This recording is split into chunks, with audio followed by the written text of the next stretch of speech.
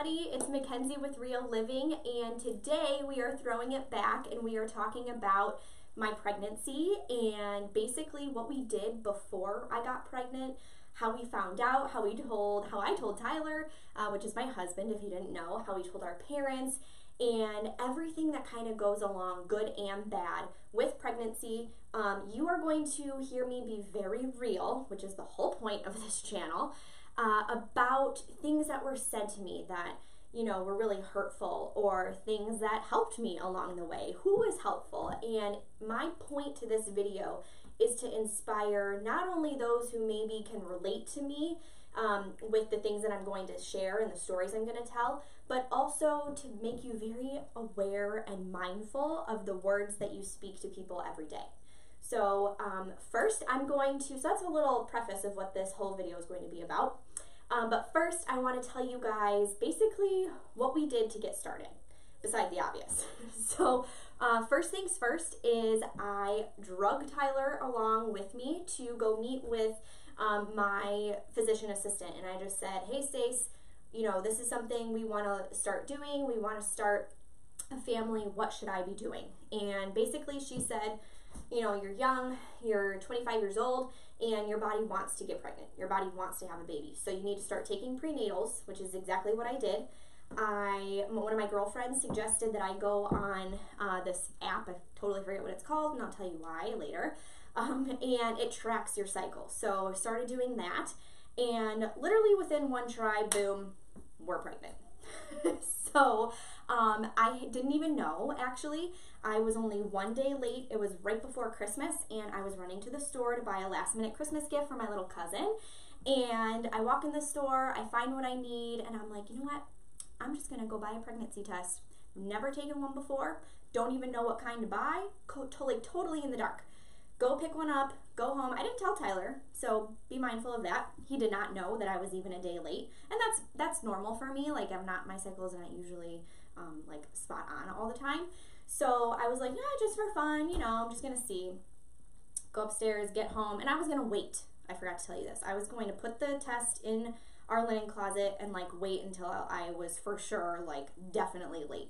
Well, of course that didn't happen. I was too excited, too curious. So go upstairs, put everything away, take this pregnancy test, and I'm like, okay, it tells you not to look for 3 minutes. You know, you gotta wait for it to read correctly. Put it on the little windowsill next to the toilet, wash my hands, do my thing, and I, like, of course, glance over, and I see that plus sign.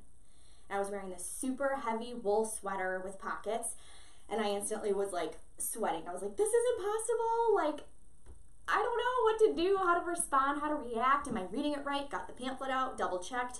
The pregnancy test came with 2. Retook it, same thing. This one was digital this time, and it said pregnant.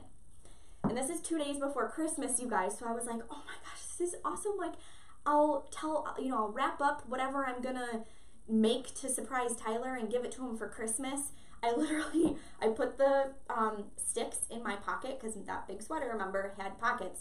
And I was like, who am I kidding? I can't keep this a secret for 2 days from my husband. Like, I'm a horrible secret keeper, so I'll just tell you that. Put the test in my pocket. I walk downstairs, and I'm about halfway down, and I just get like this grin. And he's sitting on the couch in our living room, I don't know, watching TV. And I walk down, I'm like, so... And I just hand him the tests. And again, he had no idea that I was even taking these tests, let alone knowing that I was even the tiny little bitest, that's not a word, pregnant. So I hand it to him, and he looks at it, and he was like, and anyone that knows Tyler knows that that's a very, like, natural, legitimate reaction. And then we laughed and we cried, and we were all excited and happy. No idea what to do next. So it's 2 days before Christmas. I want a blood test to confirm. Well, no offices are open. So I just had to go with that. So then we decided we were going to tell our parents. So we went and bought a bunch of balloons, way too many balloons, both pink and blue. We wrote, like, Mimi and Poppy and whatever we were going to call grandparents. So we thought in the box, blew up all these balloons, wrote it, taped it, wrapped it in a big Christmas wrapping paper. Said we went to their houses early, said we had a perishable Christmas gift, gave it to them. We did record it. Sorry, there's a little fuzzy. And my mother's reaction was hilarious. She was a little vulgar in her response out of excitement, not anything else. My dad his head was in the box looking for that perishable item that we told him was in there. Still very confused. And then Tyler's parents were so excited. His mom like jumped up and screamed, and his dad said "good deal," which is totally his phrase. Everyone that knows Tom Livingston knows that that's his phrase. And that was that. And then we waited, your good old 11 to 12 weeks to tell everybody. And during that whole time is really where the meat of my story is going to come into play today. So that's how we found out, what we did before, how I told Tyler and our parents. But truthfully, one of the things that I want to tell you is that it is okay to not like being pregnant. I am one of those people. I didn't know I was going to be one of those people, but I had terrible sickness. It wasn't just in the morning, wasn't just in the afternoon or at night. It was all the time.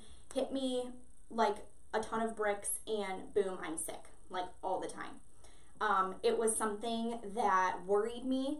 I literally couldn't keep anything down. I thought, oh my gosh, I can't take care of this baby. And not only am I afraid for what's to come after, I don't know how to take care of a child, but I can't even keep her safe in me because I can't eat anything. So that's all the things that were going through my head. My parents took us to Hawaii for their Hawaii 5-0. They both turned 50. And I ended up at the ER in the Maui emergency room, which was a whole experience in itself. Very scary for round ligament pain. I had no idea what the pain was. I thought something terrible was happening. It was a disaster. It was really, really frustrating and very hard.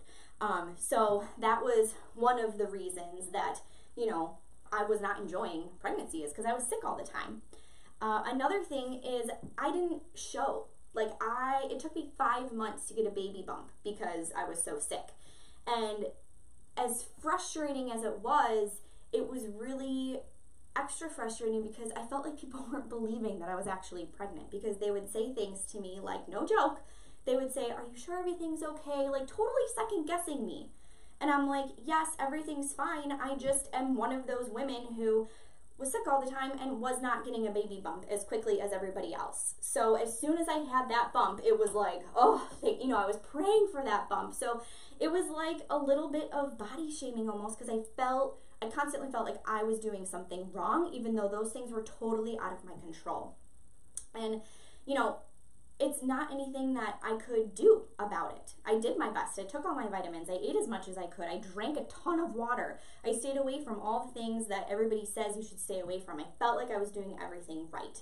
And there were just so many things that, people would say, and they truly meant good in what they were telling me and the advice they were giving. And I'm going to give you some examples of some of the things that were said to me.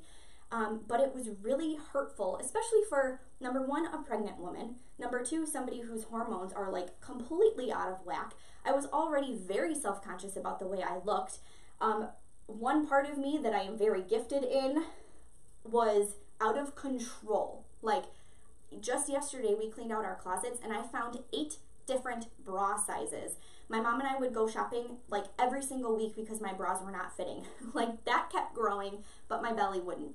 And that was super frustrating because I'm already self-conscious about that part of me. Lots of women wish they had, what I've been given. But at the same time, it was like, okay, well, I don't want this part to grow. It hurts, it's not fun. And I was not sleeping. So it's like a whole roller coaster of different things. One story in particular that sticks out to me the most, I have 2 I'm going to share. The first is, obviously, I wasn't sleeping well. Like, I would get up at 2 a.m., go do laundry or something, just because I literally couldn't sleep, either because I was sick or just because I had pregnancy insomnia and was not tired. On the nights that I would sleep, I would wake up feeling like the bomb. Like, I would get up, I would do my hair, I would do my makeup, I'd get dressed really cute, I'd go conquer my day, and still, I'll never forget, I received a message asking if everything was okay because I looked really, really tired. Well, guess what? I was pregnant and not sleeping, but I had a real good night's sleep that night and I was feeling great, and you totally just crushed my ego by telling me that I looked tired.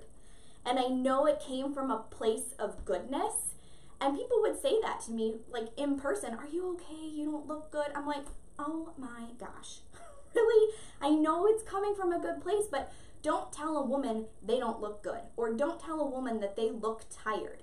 Just know if you think it, great, but you have no idea what she went through that day, or the night before, or the past weeks. So that was really frustrating to me, because I finally felt good internally and I felt like I looked really good, but then from another person to tell me that I didn't, that was just soul crushing. And it's just a slippery slope down the way.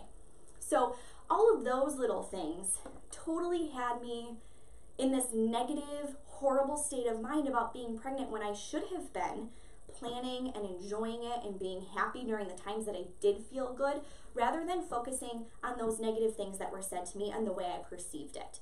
And that's my fault. It's in my mind, and the way I thought, perceived it negative, even though that person didn't mean it that way. And the other thing I want to tell you is people will have opinions no matter what. The minute you get pregnant, people are going to tell you their horror stories of pregnancy and delivery, or how their sister, I don't know, had to have a C-section because this went wrong, or did natural birth and this is what happened afterward. Like, you're kind of you become an open book for people to share their own thoughts and opinions. And one thing I want to tell you is I learned this literally maybe 2 months ago. You just can't care. And I've had a baby, like she's been born for 6 months now. And it took me that long to realize my opinion matters, not yours. My husband's opinion and our joint opinion matter to me, but not the outskirts of opinions that tend to creep into our head and we start believing those things. The last story I'm going to share with you is one that still makes me mad, and I feel like a total hypocrite because I'm telling you and advising you and admitting that it took me this long to let it go, but I feel like maybe sharing it with you is kind of like the last thing that it's going to take for me to actually let it go. And I think when this story happened to me and I hit a point of, wow, okay, I need to just hear what people have to say and not actually listen. Just let it in one ear and out the other. And the story is, we finally found out that our little baby was going to be a girl, and we were very excited. We didn't care if it was going to be a girl or a boy. We found out it was a girl, told everybody, outside family members, we would meet and tell them that we were having a girl. And one person's response was, oh, that's a bummer. Maybe your next one will be a boy. And I sat there completely speechless. And I'm still mad at myself that I didn't have the guts to tell that person, to shove it, pretty much, if I'm just going to be blunt. What does it matter if it's a boy or a girl?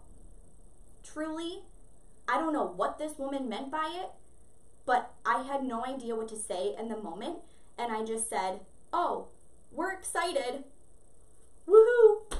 Like, why would that be my response? I was so caught off guard and taken back that somebody actually had that thought, let alone shared it with the mother-to-be. My husband wasn't sitting next to me, and if he was, he probably would have, cut her head off. Not really. But it was a moment that I now reflect back on, and in the future I'll have a response.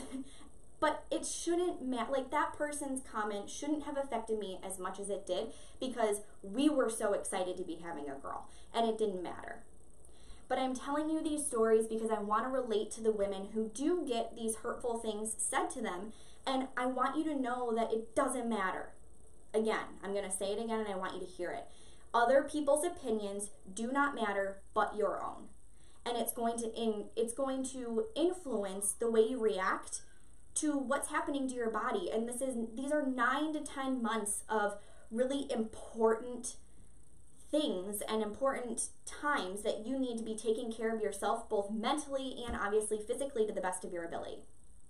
So that's something that I wanted to share, because this is my closure. This is my way of letting it go and telling you that you're not alone if people have said things to you. And if you need some advice on how to handle it, I want to hear about it, okay? I want you to write me, comment below on this video, subscribe to my videos, tell me what you have experienced or what you're afraid you're going to experience when you do become pregnant, or if you are pregnant now. Like, this is a place where we could share stories, and I want you to feel like you have a connection to me, and sharing those couple of things, maybe I hope related to you in some little bit of a way.